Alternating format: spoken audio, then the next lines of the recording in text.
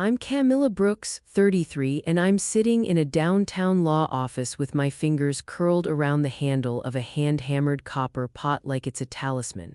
The attorney slides a stack of papers across the table and says the words that sound like a thrown gauntlet. I now own the land and buildings under every one of Mom and Dad's restaurants. Mom tells me to hand it back. Dad leans forward and calls it a mistake. The attorney flips to a clause and reads it slowly. The leases can end for cause, effective today. A health inspector clears his throat and names violations at multiple sites. The supplier nods toward me, the food reviewer lifts her phone and presses record. I set the copper pot on the conference table, the metal dull against the glossy wood, and tell them they can keep 3 locations under my rules or lose all 15 by morning. The room goes so quiet you could hear steam evaporate, and then the attorney presses play on a recording of my grandfather's last voice and the plan begins to unspool. Before I tell you how I turned a staged failure into a takeover that saved 398 jobs, tell me where you're listening from. I read every comment. Subscribe and hit the bell for more family revenge stories that end with truth winning. I unlock the trattoria before sunrise like it's a pact I keep with the dark. The door opens and rosemary and garlic hit me first, slow and warm, clinging to the tiles like a memory you can almost stand inside. I put the copper pot on the stove before anything else. Aldo taught me that the pot listens, put it on the flame and everything else falls into a rhythm. The dent near the spout has his thumbprint in it, or at least it feels like it does to me. I grind beans until the air changes. The first cup is for me and it steadies my hands. I handwrite the pasta list for the night, circle gnocchi twice because gnocchi has a stubborn customer and I like being stubborn back. My line cook arrives tying his apron the way my grandfather used to knot a tie, practical, not pretty. My server hums as she folds napkins. She knows every regular by laugh and bad habit. My dishwasher whistles an old love song and we all wait for the chorus to tell us the day is honest. I slice the heel off a loaf to test the crust. The first crackle tells me if the dough had enough time to rest. Reservations blink on and off on the phone like a heartbeat. Some names are old and familiar, some are new, and a few expected faces are missing, probably pulled to brighter rooms with bigger plates. The till balances, but just barely. One bad week shows up like a bruise on the numbers. I move chairs a half-inch one way, a half-inch the other because the room needs to lean toward conversation. Terra Mia is 38 seats of economy and memory. It's not about the most expensive cut on the menu, it's about the plate you remember for a month. I wash my hands and look at the copper pot, then at the door, then at the team, and I feel the line between stubbornness and duty tighten inside my chest. My parents built Brooks Prime into 15 locations with neon signs and payroll spreadsheets. To them, success is a rhythm of speed and scale, sizzle, slide, serve, repeat. Mom loved the openings once. She'd wear a ribbon and smile and snap photos for every ribbon cut. Dad counts covers the way other people count blessings. My name opens doors in a business way, introductions, investor calls, polite offers to join the family team. But their brand tastes different from mine. They sell size and certainty, I sell memory and patience. They think consistency means a label on a box that says use by and a manager who pats a back and looks the other way. I think consistency means showing up to simmer a sauce for hours until the kitchen smells like comfort itself. They call my place cute, I call it serious. When customers close their eyes and tell me what they remember, it's never the largeness, it's the detail. A strip of lemon zest in a salad, a corner of burnt garlic giving the sauce a wink. My apron doesn't have the family crest, it has flour and oil smudges and a pen stuck in the strap. I will not become the mascot who smiles at openings while the food forgets how to be honest. I promised myself I wouldn't trade soul for scale, not even for peace of mind. Aldo didn't teach me to chop faster or cut better, he taught me timing. We'd sit at the back table with a cup of his coffee and he'd tap the copper pot and say, "Listen." He wanted me to learn when to let a thing sit until it's ready and when to lift the lid and let the steam decide the next move. He said prideful people will dig their own holes if you stop shoveling dirt in for them. The copper pot was his metronome: get the flame right and you get everything right. Months before he died, he pressed that pot and an envelope into my hands and told me not to open the envelope until I felt cornered. He called the papers inside a compass. He said, "You're the only one who would point it back home instead of toward the lights." We planned menus by the back door, crossing out the flashy ideas and circling the things that asked for patience. His hands were soft in the end. His voice got gravelly when he talked about recipes. He made me promise that if I ever had to choose between speed and soul, I would choose soul and then show people why it tastes better. The pressure started small and then grew teeth. A surprise inspection flagged a fridge I knew was fine and somehow missed the one that wasn't. The report didn't match what I knew. A food reviewer posted 3 clips in a week, framing my portions as stingy and my sauces as thin. Mom and Dad started calling every night with that same ache of fake concern, urging me to take the safe path and fold into the family brand. Their help arrived in the form of a supplier who'd specialize in cuts that looked good on a menu board but smelled faintly like shortcuts. 2 big tables canceled at once with the same phrasing in their texts. It felt planned, not random. Eli stopped answering at first. When he did pick up, his voice sounded frayed and small. My dishwasher's rent went up and his kid might miss soccer practice if we didn't make payroll. The weight of other people's lives sat on my ledger like a second name. I sharpened my knives twice a day to think. Metal on stone steadied me when the numbers and the rumors kept clipping at my ankles. Each little shove toward surrender only made the copper pot feel heavier in my palm, like it wanted to be set down on a table and used for something true. The reviewer messaged asking for one more honest look, and I said yes because sometimes you have to let someone see the kitchen to let them see the heart. I set aside 2 dozen espresso cups and polished them until my reflection looked back at me with less fear and more resolve.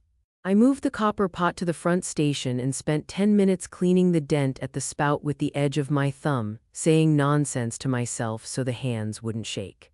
I told the staff no drama, just dinner, and watched their faces turn from tight to determined. We were rehearsing without knowing the play, running lines we hoped wouldn't be needed. I taped a small card to the fridge that said, "We are not closing, we are changing the story." It felt foolish and true in the same breath. I printed the rebooked reservations Aldo had kept for me and pinned them to the board like proof that this wasn't a funeral. I counted paper clips and pens and then stopped because numbers were less comforting than people.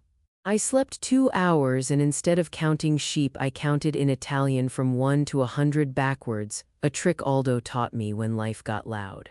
The morning arrived like a drum roll and I felt ready in the way people feel before they decide to fight fair. They came before the first course, smiling in a way practiced at ribbon cuttings. Dad hugged a server he didn't know and called him by a name he guessed.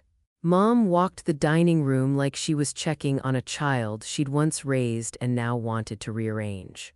Dad set a check down across the pass like you'd place a napkin neat, assumed.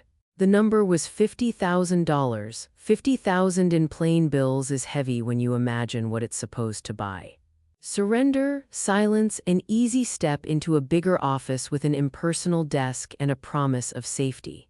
The catch was simple as a knife through dough. Close by midnight, box the plates that had belonged to my grandmother and report to their headquarters on Monday.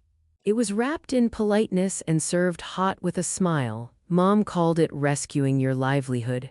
Dad called it a secure career move. They used words polished by years of negotiations. I folded the check once and set it under the copper pot because I wanted the metal to know it was touching money and that I'd decided that money wasn't the point. The dining room felt like a room in a house you might have to leave. Guests ate through the tension, the silverware clinked like a second heartbeat, and one couple leaned close and whispered, "What's happening?" My hands plated desserts while my mouth was making plans. The inspection notice on the window did something to the air. 3 walk-ins who'd come in for coffee saw it and left without sitting. The bell didn't even get a chance to sing. A manager from Brooks Prime, wearing a tie that screamed corporate, wandered in and offered me a job running a small corner at one of their locations. He used the word opportunity the way other people use a hammer. I pulled my own logs, the temperature sheets, the photos I'd taken out of habit, and compared them to the inspection report. The numbers didn't match the story the report told. The reviewer posted an article mid-service titled, "Last Night Before the Lights Go Out," and my stomach did the thing it does when someone tells you your life is a headline and you're supposed to react like it's a joke. 2 guests asked for refunds because of rumors. I boxed their food and handed it back like a quiet apology, tasting the bitterness on my tongue. The bank called to check in. It sounded like concern but felt like counting. I called Eli and his voicemail picked up. I said, "If you know something, you owe me the truth," and left it like a dare. The weight in my chest turned into something physical. My elbows hurt, my feet felt heavy, like the decision had already been born inside me and was pushing to get out. I kept plating and kept smiling because people were hungry and I said I'd feed them. My line cook brushed his thumb along the blade of his knife and asked, "Are we done after tonight?" His question was softer than the plating he did, but it landed harder. My server had 2 interviews lined up and apologized for being practical. The dishwasher said he might not be able to pay next month's rent if schedules kept slipping. His kid needed shoes that weren't patched.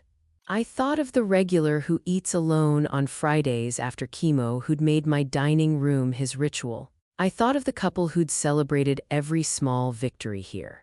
Those faces stacked up like plates in my memory and I couldn't tell which was heavier, the money or the kindness. I remembered Aldo cueing patience like tempo. The copper pot had a way of making decisions feel like a cadence.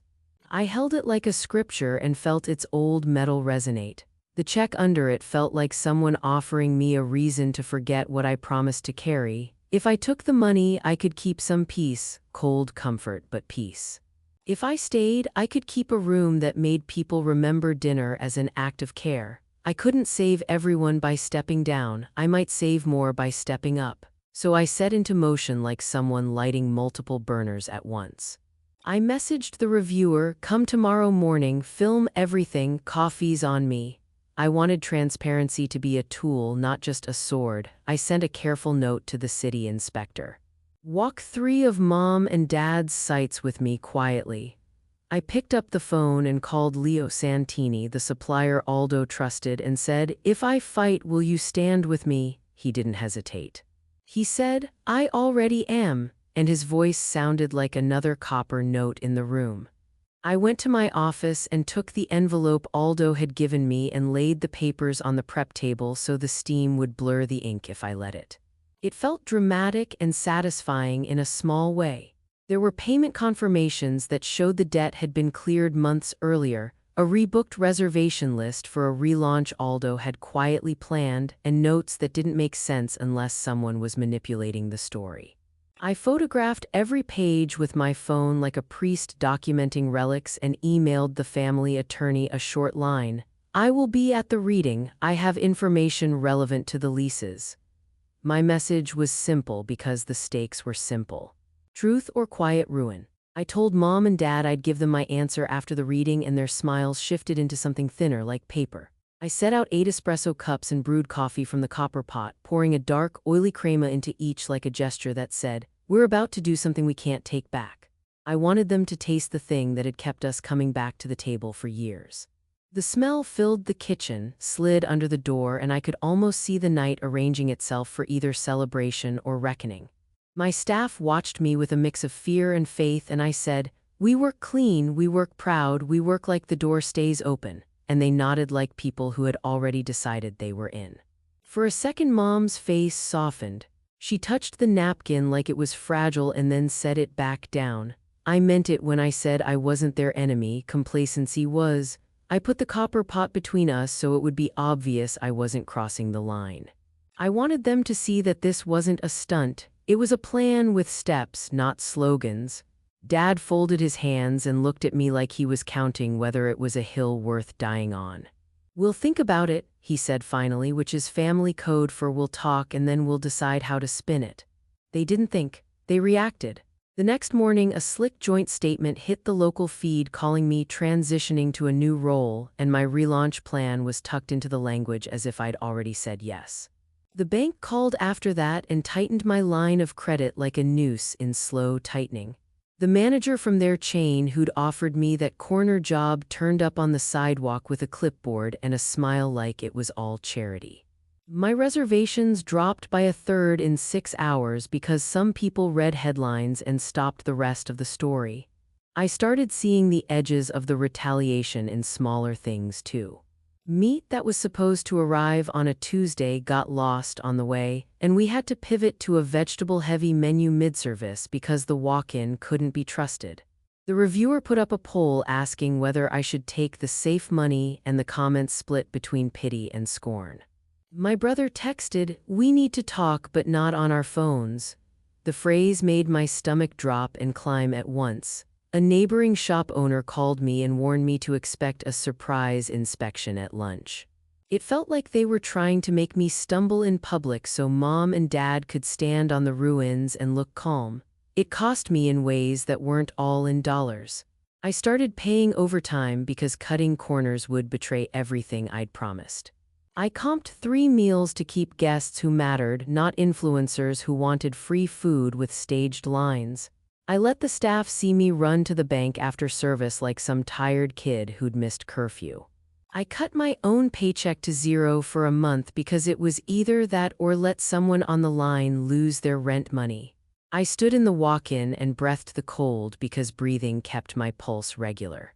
The freezer hummed like a small, impatient engine. Waste haunted me. I threw out produce that was close but not perfect. It felt like burning money, but I couldn't serve anything less than honest.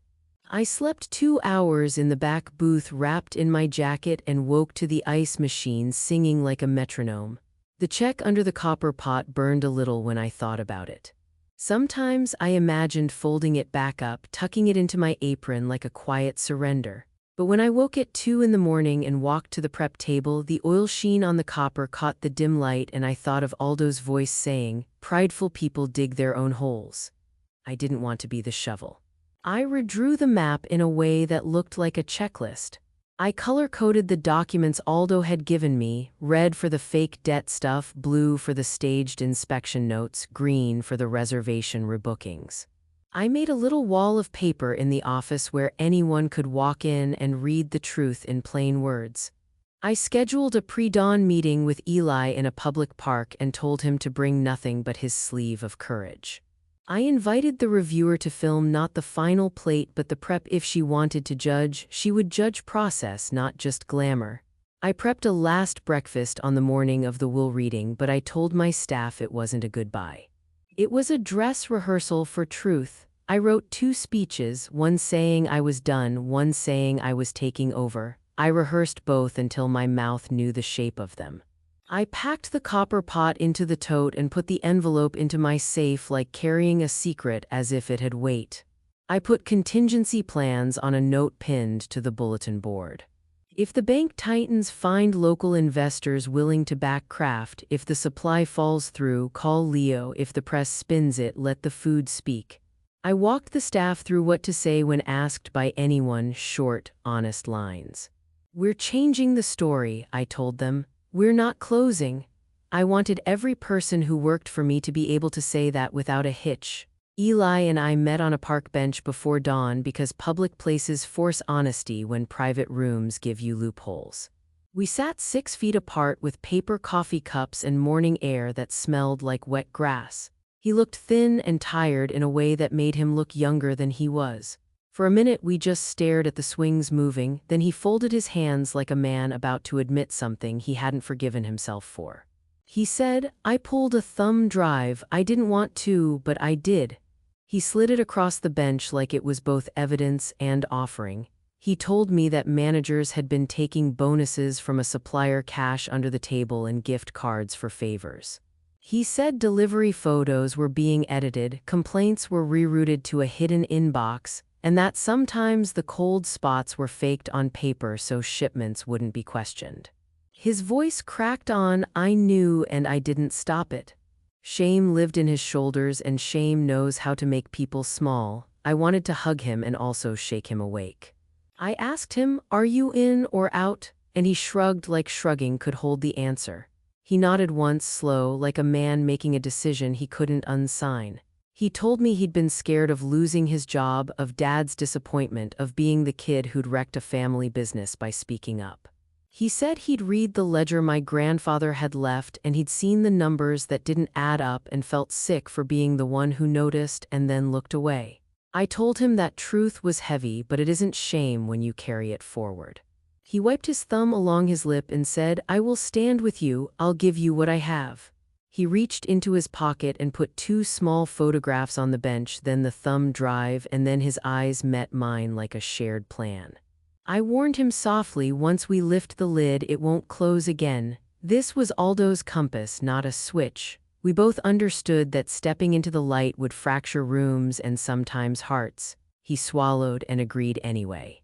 The park smelled like coffee and cut grass and a new kind of fear, the one that tastes a little like hope.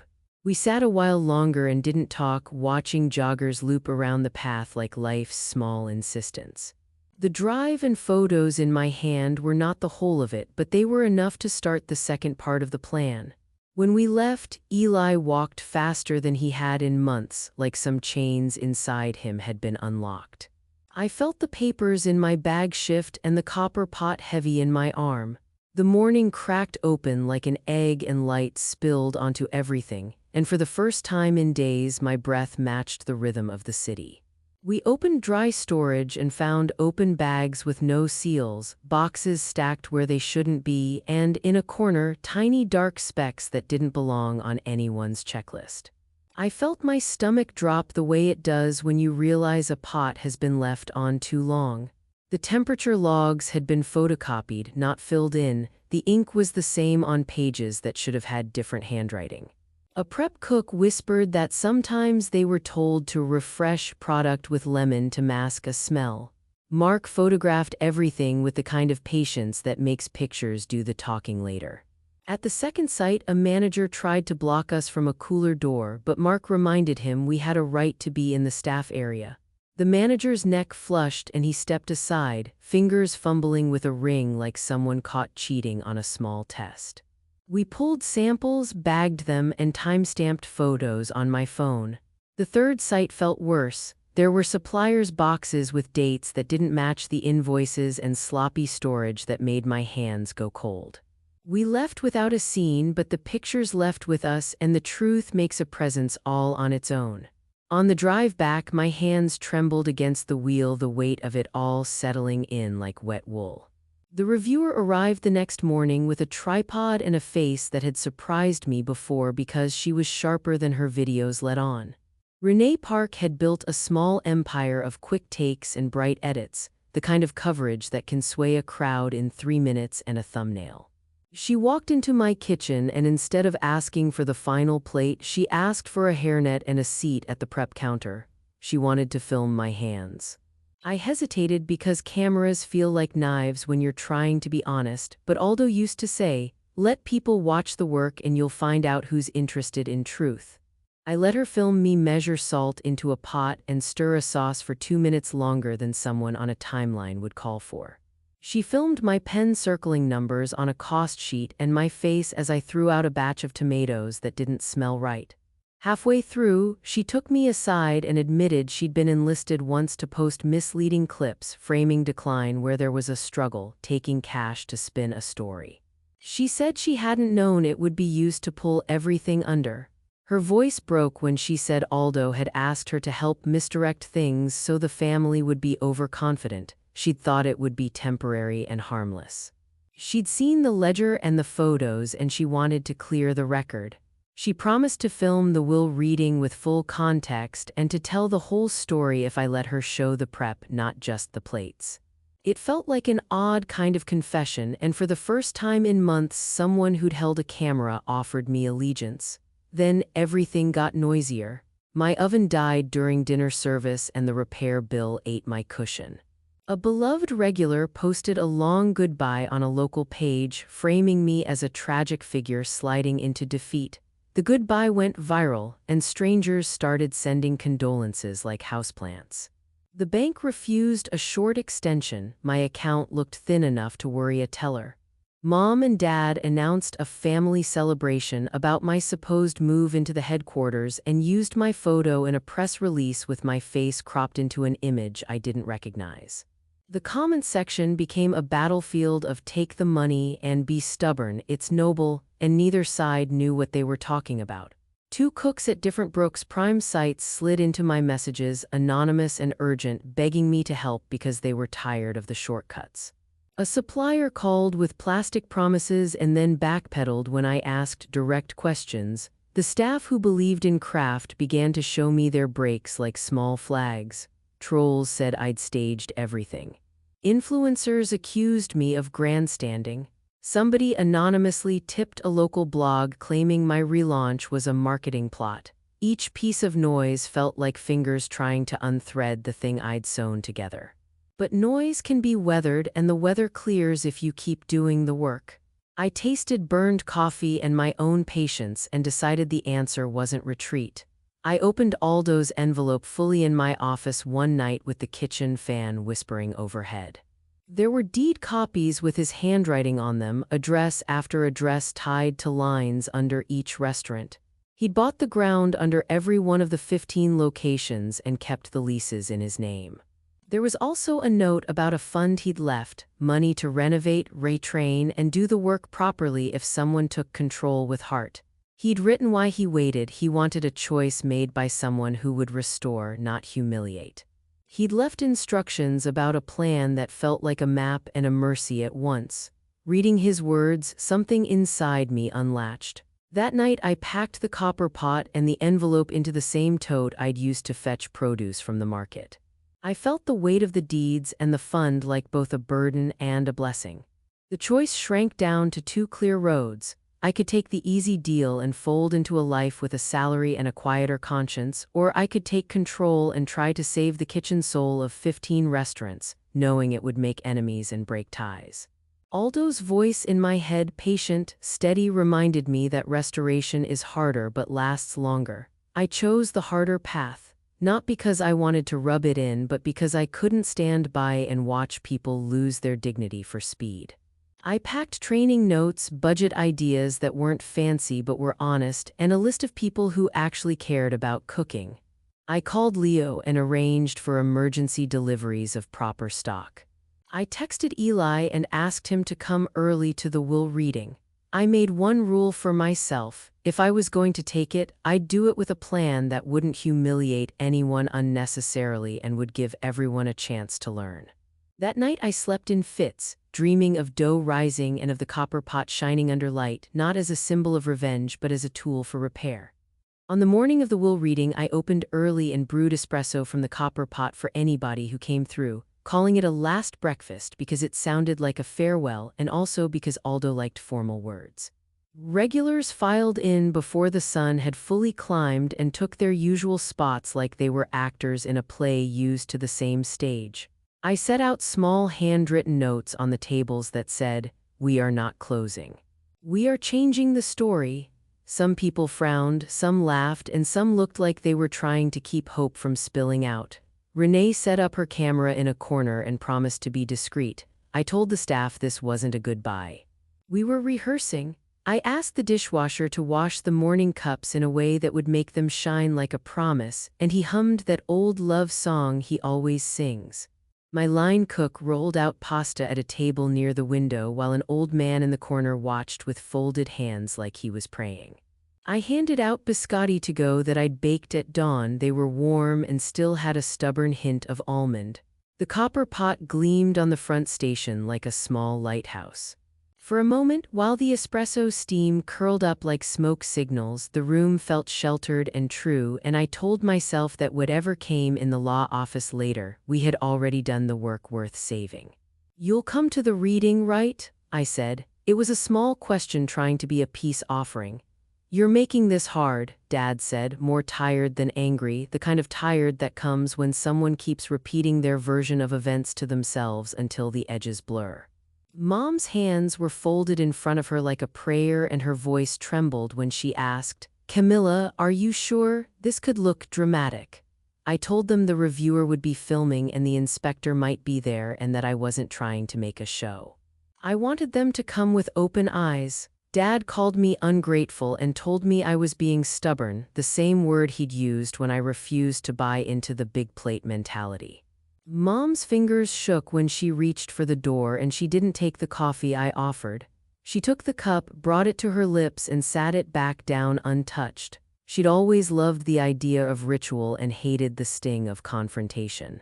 I locked the door behind me and took the keys from her when she handed them. I put them in my pocket like a small relic and turned them over until the metal warmed. I told them the reading was tomorrow and that I would present information. Mom's eyes filled with something that looked like regret, then resolve. Dad tried to hug me, and I let him for a second because I'm not immune to old habits. When I stepped away, the line between us felt different, not wider, just cleaner. The copper pot sat on the counter like a steady friend, catching the light and the quiet. I started calling allies and closing the bridges that had once been quiet. I sent the inspector the photos from the 3 sites that morning and wrote, "If you want to see these in person, come to the reading." He replied he'd be there. I told Leo to bring invoices and extras. He'd been Aldo's man for years, and he showed up with a folder that folded under its own truth. I asked Eli if he wanted his name used. He said yes, but only if it helped fix things. I set up a hotline for staff who wanted retraining and rehiring under new standards, and another number for complaints with names attached because accountability starts with names. I booked a neutral kitchen space for emergency classes and wrote a training outline on a legal pad with a grease stain at the corner: knife basics, stock, sauce, dough, and how to tell if meat smells wrong. I messaged Renee and said, "Film prep, not just plates." She answered with a thumbs up and a short note, "Full context always." I called the family attorney and asked him to play Aldo's message first because context matters. I deleted a half-hearted apology I'd drafted to make other people comfortable. I couldn't spend energy calming guilt that wasn't mine when there were real wrongs to correct. I put the copper pot in the passenger seat of my car like I was driving with a witness. Then I drew a public line in the sand because silence had been what allowed shortcuts. I posted a short video on my account, "We serve truth here. Watch me prove it." No grand promises, no shouting, just a clear plan: bring back proper sourcing, retrain cooks, and show progress publicly. I said we'd start small menus that highlighted time and technique, not tricks. People reacted the way people do. Some offered help, others offered skepticism. The replies were a messy mirror of the town. One asked how they could volunteer, another accused me of staging everything. My parents' PR firm called me and said the post was unnecessary drama. I replied with a photograph of fresh pasta rolled on my counter and a single sentence: "This is what we're choosing." A former manager posted an apology, and it felt like an unlocked door. He admitted mistakes and said he'd been part of the shortcuts. That admission cracked the glass on a story that wanted to be simple. The press reached out and I told them the same thing: truth or nothing. I invited reporters to the reading but said I'd only make a short statement afterward, no Q&A. I wanted the facts to breathe without being poked by sound bites.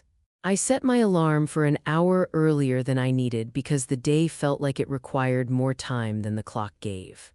On the morning of the reading, I walked into the law office with the copper pot in a tote and a folder of documents in my hand. Renee set up her camera in the corner but kept it low. She'd promised full context, and she looked like someone who keeps their promises. Mark Calder, the inspector, had a slim binder. Leo carried invoices and a fat envelope of photos. Eli slid into a chair with eyes that said he'd had no decent sleep in weeks. Mom and Dad sat on the other side of the table, and the attorney closed the door behind us like the final latch of a lock. The city noise dimmed. The room was an island. I felt my grandfather there the way you sense heat after a fire goes out, an absence that still holds warmth. Everything felt like it had been converging. The quiet phone calls, the nights in the walk-in, the coffee brewed at dawn. The attorney pressed play and my grandfather's voice filled the room as if he'd sat down at the table himself. He said his name, that he loved us, and that he'd prepared for a day like this. There was a small humor in his voice when he mentioned that he'd always been better with a pot than with paperwork. Then the attorney read the will in plain language. Aldo had left me the deeds to the land under every one of their restaurants and a controlling vote in the family company. The paper listed each address, one after another, and when the phrase "all of them" came up, I heard the intake of breath from Mom and Dad like a physical thing. The will included something simple and brutal. If standards, cleanliness, safety, and honest sourcing weren't met, leases could end for cause immediately. The causes were listed plainly so there would be no clever wiggle room. Mom whispered he wouldn't, like she was testing a memory. Dad's jaw tightened until the tendon showed. The copper pot sat between us like a punctuation mark. Renee kept the camera steady on the documents and on our hands rather than on faces. There was no need for theatrics. The facts had their own drama. I laid out the ledger that showed my debt had been paid 6 months earlier. Aldo had quietly cleared it, and the reservation list for a relaunch that showed this wasn't a final curtain but a planned reopening. Mark summarized the violations found at 11 sites, including 3 with droppings in dry storage. Leo spread invoices across the table with dates that didn't match the manager's reports. Eli pushed a thumb drive forward and said, "Look." Inside were spreadsheets tracking bonuses and gifts that added up to $42,000 over the last 18 months. The room smelled like coffee and old paper and something else, something like the sound of a scale sliding into balance. Dad blurted a threat about a lawsuit because that's the script people learn when they feel the ground shift, but the attorney pointed to the clause Aldo had written for moments exactly like this. Mom's face crumpled when she looked at the copper pot and then back at her own hands. She murmured, "I haven't rolled dough in 15 years. I reached out and poured coffee from the pot into a paper cup and handed it to her without ceremony.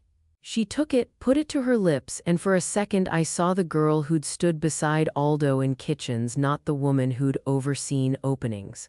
The inspector shook Dad's hand and said, "I'm rooting for you to pass," which somehow felt more human than legalese. Leo offered to extend supplier terms for 2 months if standards came back, and the room brightened by the slimmest of degrees. Eli said he'd testify if needed. The attorney pushed a pen across the table, signing the lease terminations for cause, and the new agreements felt like the final click of a door. No one touched the pen at first. We all knew paperwork could be reversed on a whim, but the weight of the deeds, the recordings, the invoices, and Aldo's voice made the moment feel like a hinge with only one swing. I let the evidence settle into the room like steam from a pot left to rest. I didn't need to yell, the facts clanged together loud enough. When I spoke, I kept my voice steady and plain. "This is what we fix," I said. "Not to humiliate, but so people can keep their jobs with dignity." My hands smoothed the edge of the copper pot, the dent catching the light in a way that felt like punctuation. The attorney tapped the papers, then looked at Mom and Dad like someone asking if they wanted to add a signature to a plan or not. He didn't need to explain the consequences. Aldo had made them clear enough in the will. The room smelled like coffee and old paper and the small metallic scent of the pot. It felt like being present at a reckoning and a chance at repair at once. I made the offer as simply and plainly as I could. Mom and Dad could stay not as owners but as salaried managers of the 3 original locations, with the expectation they'd work under clear rules and new oversight. The other 12 locations would be renovated and retrained with the money Aldo had set aside. $750,000 to start. We'd convert the kitchens into Terra Mia kitchens, bringing in hand-rolled pasta, from-scratch sauces, and tighter sourcing. No one would be fired simply for not knowing how to make stock or roll dough. Anyone willing to learn would be trained and rehired. But we would replace people who openly sabotaged the effort or refused to meet standards. I put a 6-month timeline on it and promised a public calendar so progress couldn't be hidden behind PR. I asked Mom to lead the dough program if she wanted and Dad to oversee back-of-house safety because their hands still knew work, even if their eyes had drifted toward spreadsheets. I told them it wasn't about punishment, it was about saving the work they started and making it honest again. You don't lose everything, I said, you lose the right to run it the old way. Or you keep 3 shops and live in the work you used to love. My voice cracked on the last part in a way I hadn't planned for. Mom's mouth opened like someone rereading a recipe you thought you knew. Dad's face hardened in that way men do when they're counting risks. The inspector folded his hands and said, I'll help as much as I can, I want to see these places pass. Leo looked at me and offered, give me 2 months of leniency on deliveries if you promise true sourcing and I'll stand by you. It felt like a small truce, the kind that starts with a handshake and a shared pot of coffee. Then the room shifted. Dad threatened to sue, a reflex I recognized, the same reflex he'd used when a line cook questioned his portion sizes. The attorney, page by page, pointed to the clause Aldo had written exactly for this moment, and it had a confidence that made a threat sound thin. Mom's hands moved to the copper pot as if for balance. She hadn't rolled dough in 15 years, she'd said, and the confession broke something open between us. I poured coffee into a paper cup and handed it to her without ceremony. She drank, and for a second I saw the young woman who'd loved the way flour dusted her hair, not the woman who'd learned to love ribbon cuttings and press releases. The inspector put his hand on Dad's shoulder and said, I'm rooting for you to pass, and it was the most human legal thing in the room. Leo said he'd extend supplier terms for 2 months if standards came back. Eli offered to testify if needed. Dad looked at the pen the attorney pushed across the table, signatures, agreements, papers that would make the new arrangement real. He didn't take it at first. The weight of the moment sat like a hot pot between us. Eventually, their agreement was stiff and slow, but they agreed. It wasn't a surrender so much as a pivot, the kind you make when you finally see a different way to be proud. By the next morning, 2 regional managers had quit on the spot. They left as if they'd been given the option to stay or to carry on the old way and chose to take their own path instead. Their phones shut down like a city without streetlights. Word traveled fast. Some people cheered, some panicked, and others just watched to see how the train would roll. I called an all-hands chain-wide meeting and laid out the rules plainly. Clean, fresh, honest, or clock out. No slogans, no shaming, just a hard line. A wire of anxiety ran through the staff for the first week. People who'd been comfortable now had to learn things, and change is loud until it becomes routine. I promoted quiet, steady workers into new leadership roles. The prep cook who came early every morning and quietly fixed things, the line cook who kept her station immaculate. They took the responsibility like old gloves. I set up a hotline for staff questions and another one for named complaints. Accountability needs addresses, not whispers. The first week's rosters looked like a patchwork quilt, short-handed in spots, overcommitted in others, but they covered the shifts. I sat in on the first training sessions and felt my throat close and open as people learned to measure stock like you measure patience. The copper pot kept a place on the pass like a small blessing. Money felt tight in new ways, so I reshaped priorities. The renovation fund existed, but it wasn't endless, and I refused to blow it on paint and fancy menus. I prioritized the hard things first: plumbing, refrigeration, and training, because a pretty dining room won't keep food safe. We bought clear bins and labeled everything so staff could see what belonged where. Cleanliness started to look like a shared language. I hired 2 retired chefs who knew how to teach slow work without snobbery, knife basics, stocks that are patient, and dough that listens when your hands push it. We scheduled surprise clean checks because embarrassment is a better teacher than lecture sometimes. Dad grumbled about budgets, but he began showing up earlier, sleeves rolled, eyes on the gasket, not the ledger. Mom came in with a rolling pin wrapped in a towel and started teaching a small class on pasta. It was messy at first, hands too big, flour in hair, laughter in places where stress had lived for months, but there it was. Work being done for the right reasons. I posted a calendar the public could see, and we published sourcing lists on the wall, farm names, butcher names, the people who grew and raised what we cooked. Transparency became a kind of decoration. Customers came back in trickles at first, then in lines, bringing friends to see what had changed. We ran surprise clean checks, and the inspector came back like a slow but steady tide. 4 sites passed cleanly. One got notes on labeling, one failed for a dirty gasket I'd missed. We fixed the gasket in under an hour and invited a recheck, which passed before dinner. The staff who'd rolled their eyes at new rules now quoted them to one another. Mom corrected a young cook's wrist while cutting and didn't yell, she guided. Dad showed someone how to check a walk-in and didn't bark instructions but taught them a habit. The copper pot rode in my passenger seat to tasting rounds and small inspections like a modest mascot. Press started to shift tone. The reviewer released a long video explaining her change of heart, admitting her past role in misdirection and showing the prep she'd filmed. Social media comments slipped from rumors to recipe requests and job applications. A critic wrote that he hadn't tasted pasta like ours since he was a kid, and phones buzzed with reservations. The tip jar for a staff emergency fund filled faster than I expected, and we donated it where it could do real good for real people.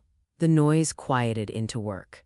The managers who'd quit were replaced with people who wanted to learn and to keep a job with pride. I slept a little better in those weeks. Not soundly, there were always fires to put out, but with the kind of tired that comes from honest work. If revenge is a word for what I'd done, it wasn't bitterness that warmed me, it was relief. The copper pot sat on the past like proof that the simple things can anchor complicated days. We were patching an empire into a family of kitchens again, one labeled bin and one careful simmer at a time. A radio host once invited me to argue authenticity versus scale, and I almost said yes because I like a good fight on my terms, but I passed. I posted a risotto tutorial instead, something quiet and useful.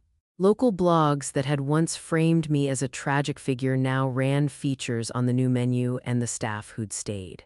The critic who'd praised the old soul food gave us a column, and reservations blinked back to life in a steady drip. People began asking for volunteer shifts to prep for the public tasting and for recipes rather than rumors. Our comment sections filled with recipe requests, job applications, and even farmers offering to drive produce to us at cost.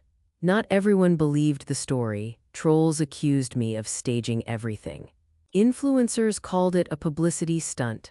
But the raw footage, the invoices, and the inspector's notes made it harder to spin lies. That mattered. The shift in tone felt like a tide turning on a pebble beach, small at first, then gathering until the shoreline changed. I watched it happen with a kind of careful relief, as if the town itself was deciding whether to keep us or let us fall. When the people who cared about food started talking, the rest of it slowed down enough for us to work. Stabilizing the field meant turning attention into steady habits and habits into culture.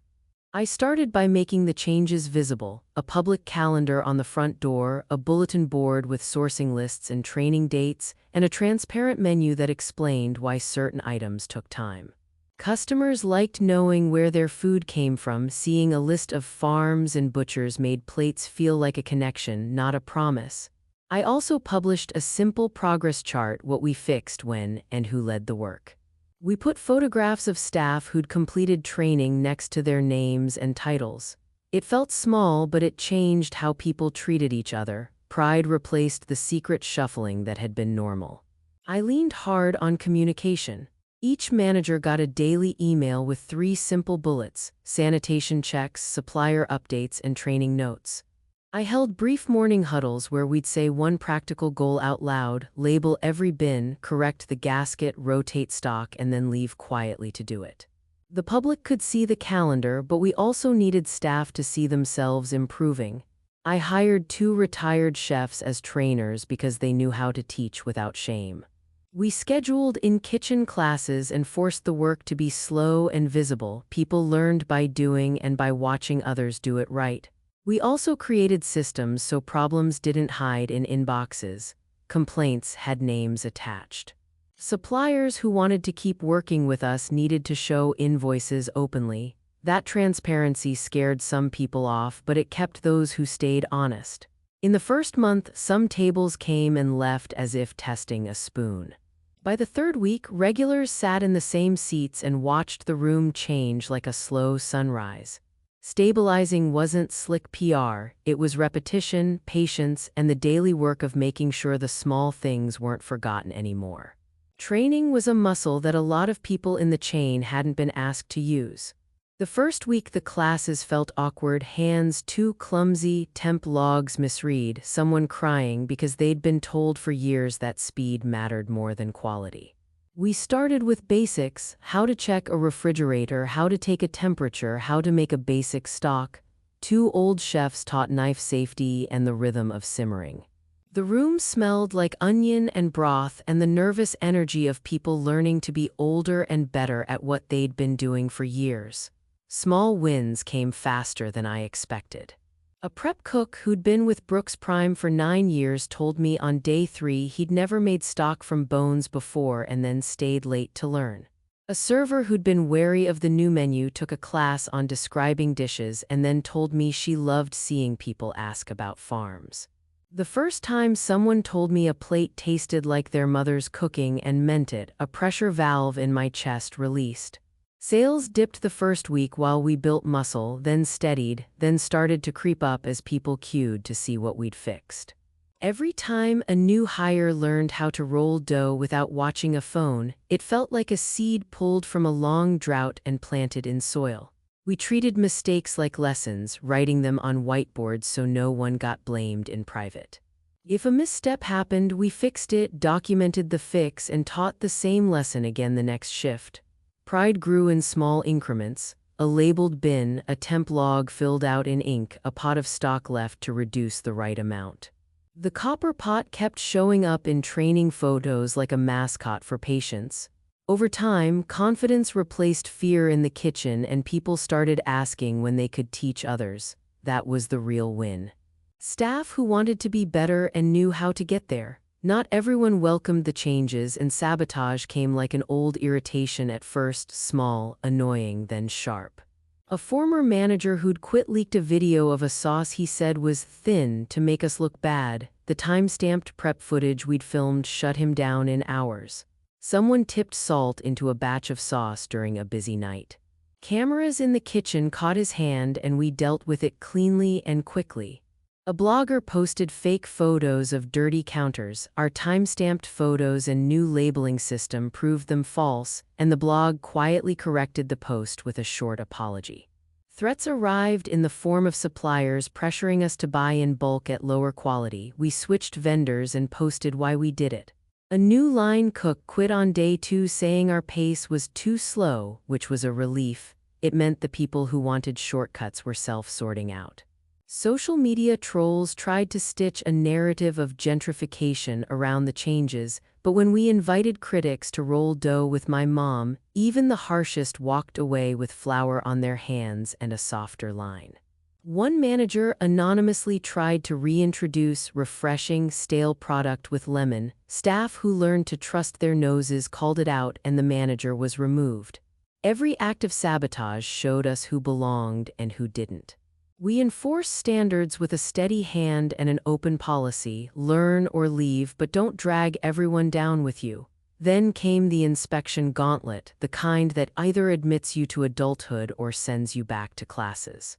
Mark ran surprise checks across 6 locations in one day. I woke before dawn and drove from site to site, coffee in a paper cup and the copper pot cold under the seat. 4 locations passed cleanly with notes that read like compliments: labels correct, temperatures right, staff able to show training certificates. 1 got a conditional pass over labeling issues. We fixed it in an hour and invited reinspection. 1 failed for a dirty gasket I'd missed. It hit me hard because it was one thing we should have caught. I signed the note, apologized to the staff, and locked the door myself for the deep clean. We posted the results publicly, including the fail, because transparency had to be honest to mean anything. The failed site got 2 days of focused work, a gasket replaced, old stock tossed, a retrain on sanitation. We reopened with a visible plan on the door and a schedule for the follow-up. The inspector came back and the pass came before dinner. That sequence, fail, fix, public plan, recheck, did more for morale than a dozen pep talks. It showed staff and customers that we could admit mistakes and correct them. The public tasting night, back to basics, felt like the first breath after a sprint. We set up beneath strings of lights in the lot behind the flagship, folding tables and paper menus that explained each dish and where it came from.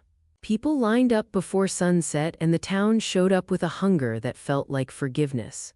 We served small plates that told stories, beans that had been soaked overnight, stock that had been reduced for hours, pasta rolled by hand on a table by the light. Mom taught ravioli folding to a group of teenagers who laughed and took pictures of their messy fingers. Dad carved steak at a station, explaining marbling like he was handing out tiny lessons in care. Renee filmed quietly and ate openly, smiling in a way that felt like an endorsement. The critic who'd once said he missed the old tastes nodded while he ate. We talked about time and patience and why a sauce that took all night mattered more than a special on the board. The tip jar overflowed and we funneled it into a staff emergency fund. People left notes requesting recipes, asking when the classes started, and offering contacts for local farms. I went home that night exhausted and walked into the shower and cried buckets of relief, tears that tasted like onion and salt and everything we'd argued over. We had momentum. It felt like real progress, the kind that can pull a whole place back toward what it was meant to be. For an hour I listened to the scenario and let the words wash over me like a menu I could read but didn't want to taste. The money he offered would erase the last thin worry lines, the repair, the emergency fund, the training budget. It would buy polish and efficiency in one clean check. Dad called and said, "Think of the jobs we could secure." Mom texted shorthand prayers and hope. Eli's messages were shorter, 2 words and a shrug emoji that made me want to call him and say, "Don't shrug." I asked him a question he didn't expect. "Would your brokers eat what you want us to serve?" He laughed and said, "Investors don't usually eat." I said, "Then you don't get it." The choice felt like a knife under my tongue. For a night I let fear gnaw at the edges. Had I just chosen pride over payroll? Could I be the person who said no and watched people suffer? The copper pot sat on the counter as if it were a living thing, and its metal reflected my face back in a way that didn't flatter. In the end, I said no. I told him I'd rather grow slower and teach more people to roll dough than take money to erase the recipe. I felt the phone get colder as I did it. The investor tried persuasion, then pressure, then a softer proposal that sounded like compromise. I held the line. If we expanded, we'd do it without shortcuts. He hung up with a final "think about it," which felt less like advice and more like a threat. I brewed coffee in the copper pot that night and let the steam smell like ritual and not deals. The relief afterward was small and luminous, like a thin slice of lemon on a heavy dish. The night before the city announced a round of unannounced re-inspections, the sky timed its own fury and threw a storm at us like testing our grip. A memo slid into my inbox at midnight. Inspectors would be checking multiple sites the next morning. Power flickered at a satellite location and we had to pack perishables into coolers by phone light, the kind of work that smells like adrenaline and onion. Mom stayed at the flagship until the ovens went cold, rolling dough in a fluorescent hum that dusted her hair with flour like a crown. Dad drove to a site I hadn't seen him in months, sleeves rolled, muttering about a gasket like a man redeeming himself with tools. Eli taped checklist copies inside kitchen doors for the 3rd time, his handwriting steadier in the lamplight than his voice on the phone. I drove through rain that made the wipers fight for purchase, touching each site with a paper cup of coffee and a question. "What's your fix if this fails?" The answers were practical but human. Throw out old stock, relabel bins, deep clean under the shelves. One manager broke down and cried in the dry storage because the pressure made him feel small. I sat with him and gave him nothing but the plan: trash the bad, teach the new, call me if you can't breathe. It was the kind of night that makes people either come undone or align like a hand. I slept badly in my car outside the flagship for 40 minutes, napped like a thief, then stood up and cleaned a counter before dawn. The copper pot was in the passenger seat like a guard. The morning felt like a held breath.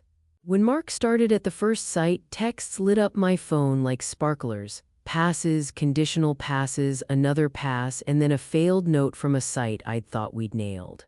The failure was a dirty gasket in a walk-in cooler, something small but crucial, the kind of thing that shows either care or the lack of it. I drove there like a runner with a baton. I walked into the failed site with a notebook and the kind of apology I wouldn't pretend didn't hurt. I told the manager I took the keys, closed the door, and locked it myself. People don't like to be told they're closed. They like to think they're busy. I posted the closure sign and a visible plan on the door, what we'd do and when we'd reopen. I cleaned until my knuckles rubbed raw, called the repair line, and scheduled the deep clean. I posted everything publicly because honesty had to have teeth. We could have hidden it, smoothed it out, and said nothing. Instead, I chose to own it, to say we failed and would fix it. The door stayed shut for 48 hours while we scrubbed, replaced parts, trained, and rechecked. The inspector came back and we passed before dinner. It felt like a test we'd flunked and then redeemed with elbow grease and humility. After the dust and the rechecks, something changed in the way the chain breathed. Menus shrank so each plate could breathe. We pared down to what tasted like time. Guests asked about stock and not specials, wanting to know who grew the beans and who raised the lamb. Staff rotated through pasta classes and came back with hands that learned to feel dough instead of scrolling a recipe. Sourcing boards went up in every kitchen, names of farms and butchers in plain letters like a family tree everyone could read. Mom managed 3 revitalized sites and sent me photos of plates at night, close-ups of sauce and a thumbprint on a crumb, and she'd written little notes about what she'd fixed that day. Dad learned to check seals properly and began staying after his shift to teach a young cook how to hone a knife. The failed site reopened with a line out the door, and the same man who'd cried months earlier was now smiling at people as they took seats. We stopped chasing trends and started keeping promises. The copper pot sat on a shelf at each location for opening night and then came home with me because it belonged here, not on a pedestal. Sales steadied and reviews began to use words like comfort and care instead of stunt or close. The public tasting had reopened a conversation about what dinner could be, not just what it looked like. People brought friends to sit at tables and learn the quiet story of why simmering matters. We had money set aside for renovations, but we invested in things that mattered first: refrigeration, training, the kind of sockets that existed so food wouldn't be playing a daily game of chance. Family didn't snap back to a picture-perfect version. It got rewired slowly and with some sparks. Dad apologized to me in the back room with real words that cost him. "You were right. It wasn't rehearsed." It sounded like someone who'd swallowed pride and was still finding air. Mom asked me to taste her sauce and then closed her eyes when I told her what it needed. She didn't bristle or get defensive. She smiled like someone seeing a familiar recipe again and wanting to make it better. Eli moved into a new role running compliance and training. The weight left his shoulders and I saw him sleep more and laugh at small things. We ate staff meal at a long table one night, no titles, just plates, and that quieted an old loudness between us. Holidays shifted from photo ops to potluck shifts where we all rolled out ravioli and told stories about recipes we'd almost forgotten. The family photo at the flagship is not for PR, it's on the back wall where the staff can see it. It looks like people who have worked a shift, faces a little tired, hands flour-dusted, smiles earned. We argue now about pepper flakes and schedules, not about how to spin a story. When Mom teaches a new cook to seal ravioli, she corrects gently, guiding the fingers rather than scolding. Dad, when he's rolling his sleeves, shows a young manager how to read a temperature probe like it's a compass. Eli runs training sessions and his voice has a steadiness I didn't hear before. The copper pot's picture hangs by the back door. It's a quiet reminder of the start and the promise that work can be redeemed. Months later, I sat in a lawyer's office again for a lease finalization, but this time the air tasted different.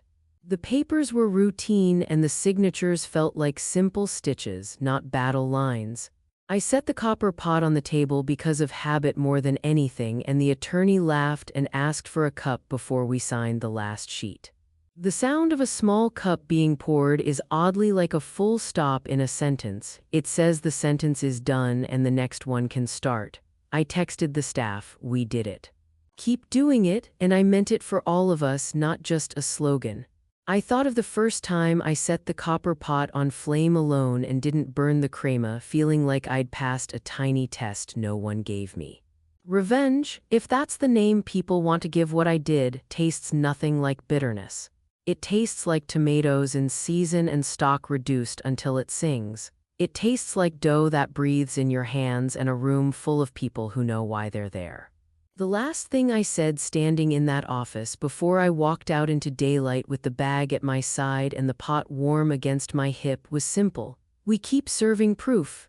If your name or your craft has been threatened, tell me in the comments. I read every one.